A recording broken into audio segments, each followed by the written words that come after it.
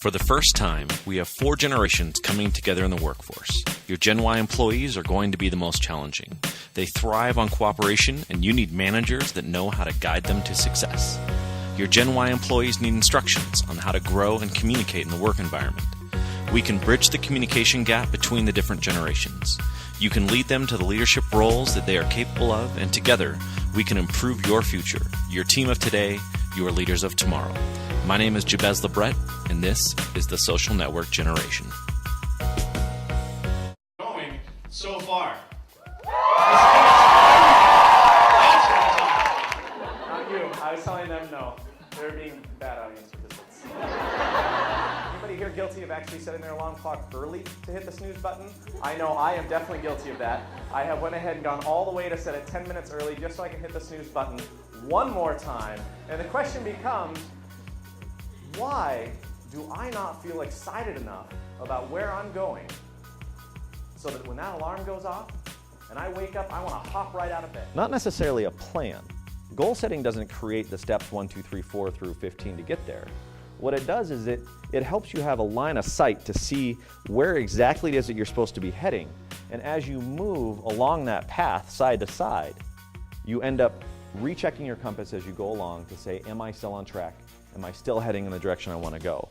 And that's what goal setting creates for you. And the second thing that goal setting is going to create for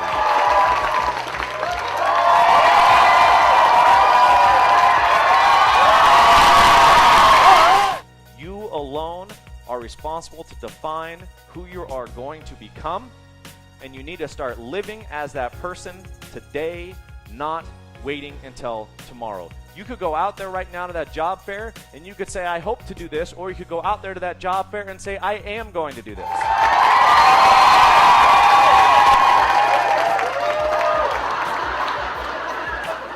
I am a motivational and inspirational keynote speaker that does professional development. I work for Lockheed Martin, just listened to a wonderful presentation. Lots of good things that I think I can use at work.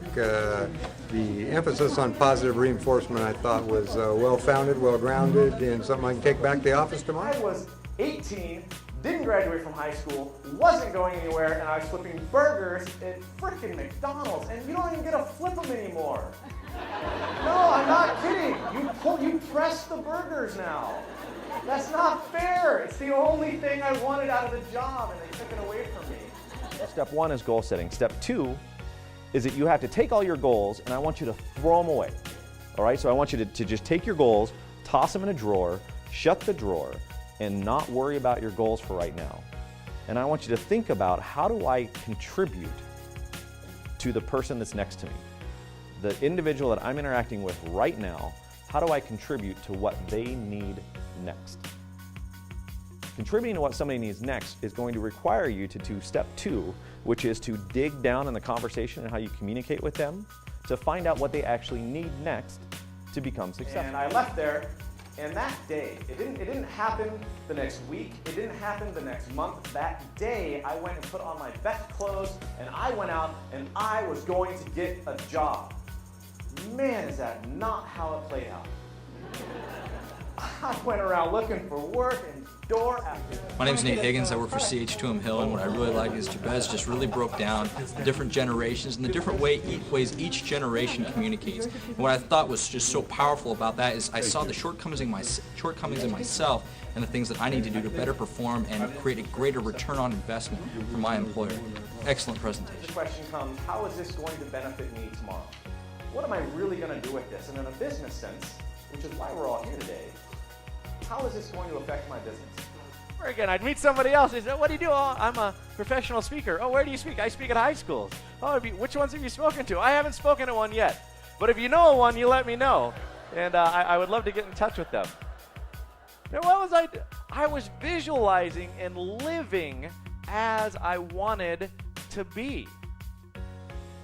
That's thinking outside of the box. If you begin to approach situations from how can I ensure your success and how can I ensure that you are getting the value that you need and the information that you need first, instead of worrying about what I'm going to get from you, and you start applying these step-by-step techniques, we're going to walk through this whole process that's going to show you that that is actually where you're going to see entire relationships change within your organization and on your teams, because there's no question about it.